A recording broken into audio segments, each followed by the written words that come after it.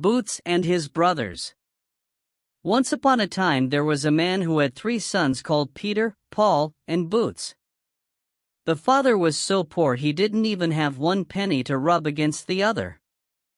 So one day he told his sons they must go out into the world, for at home there was nothing to look forward to but starving to death. Now, the land was ruled by a king whose palace stood on top of a high hill. A great oak tree had sprung up against the king's windows, and this oak tree was so wide and so tall that it blocked all the sunlight, and so no light could come in through the palace windows. The king declared he would give a fortune to anyone who could chop down the oak, but no one could do it, for as soon as 1 chip of the oak's trunk flew off, 2 more grew back in its stead. Also, the king said he would give both money and treasures to whoever could dig a well in his palace yard. Because the king's palace was on top of a high hill, and because the hill was made of solid rock, no well water could come up through the rock. The king was beside himself that everyone else in his kingdom lived near plenty of fresh well water, and he, of all people, was the only one who had to do without. The king set his heart on having these 2 things done, so he had it announced far and wide that whoever could fell the big oak in the king's courtyard and dig a well, should have half the kingdom. Well, as you can imagine, there was many a man who came to try his luck, but all the chopping and hacking, and all the digging came to naught. The oak tree only got wider and taller at every stroke, and the bedrock didn't get any softer for well water to come through, either. So one day the 3 brothers decided to set off and try, too. The father was delighted, for even if they didn't get half the kingdom, it might happen they might find a place somewhere with a good master, and that was surely more than what he could provide for them at home.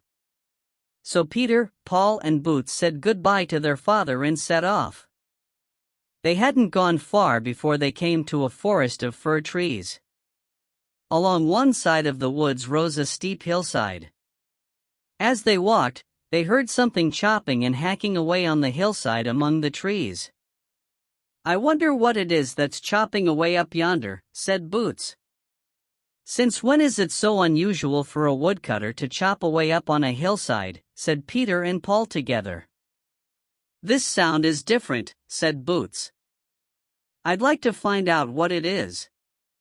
"You think you're so clever," laughed his brothers, but Boots didn't care what they said. He climbed the steep hillside towards where the noise came, and when he reached the place, what do you think he saw? Why, an axe that stood there hacking and chopping, all by itself, at the trunk of a fir tree. "Good day," said Boots.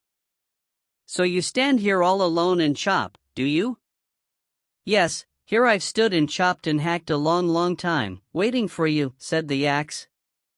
"Well, here I am at last," said Boots. He took the axe and tucked it under his belt. Then he hurried on to catch up with his brothers. When they had gone on a bit farther, they traveled beneath a steep rocky overhang. Up above the overhang they heard a noise that sounded like digging. "I wonder now," said Boots, "what it is that would be digging and shoveling up yonder at the top of the rock." "There you go again, with your idiotic wondering," laughed Peter and Paul again, "as if you never heard a woodpecker before." "This one sounds different," said Boots. "I think I'll go see what it is for myself." And so off he set to climb the rock, while the others laughed and made fun of him. But he didn't let that bother him. Up he climbed, and when he got near the top, what do you think he saw? Why, a shovel that stood there digging all by itself. "Good day," said Boots. "So you stand here all alone, and dig and shovel?"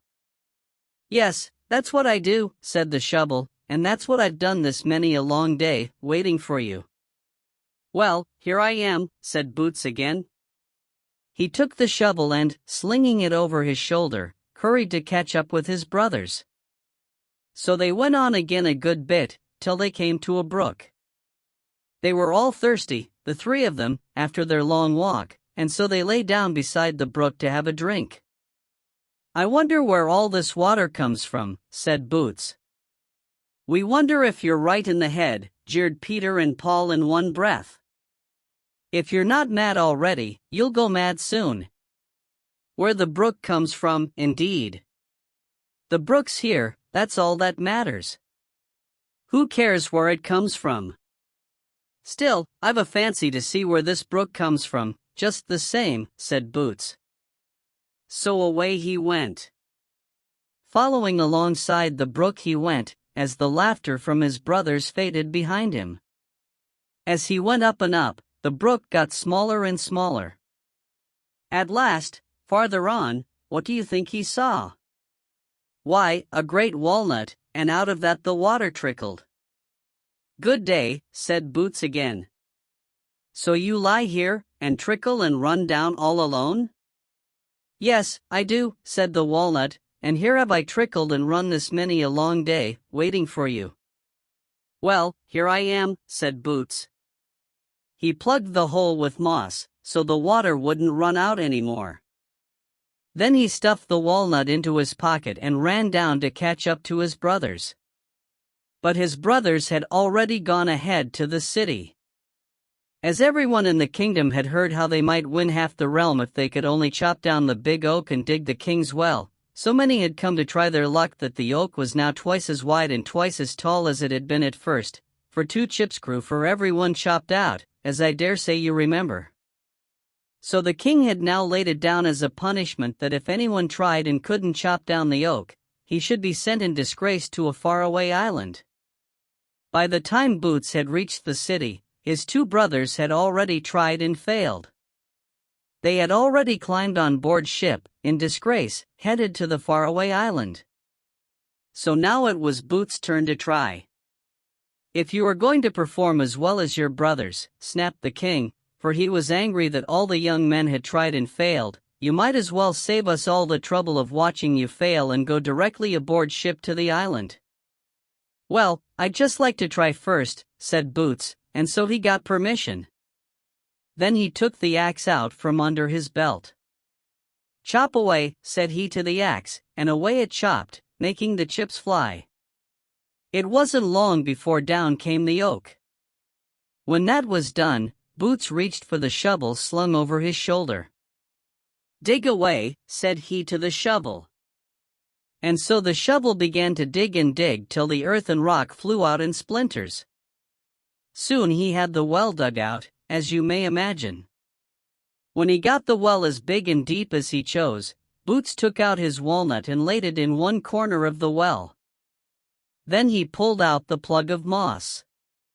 Trickle and run, said Boots. And so the nut trickled and ran, till the water gushed out of the hole in a stream, and in a short time fresh cool well water bubbled as high as a fountain, and the king had all the well water he could ever want. Well, since Boots was the one who chopped down the oak which shaded the king's palace, and since Boots was the one who dug a well in the palace yard, so Boots was the one who was awarded half the kingdom as the king had promised. Soon after he began his new duties at the palace, Boots talked the king into releasing all the prisoners held captive on the faraway island, since, after all, the tree was chopped down and the well water was flowing. The king reluctantly agreed. His 2 brothers Peter and Paul were glad to return to the mainland, though in later years they often wondered if they hadn't been better off back on the island, where they didn't have to listen all day long to everyone saying, well, that Boots sure was a clever fellow to wonder about things and go in search of the answers.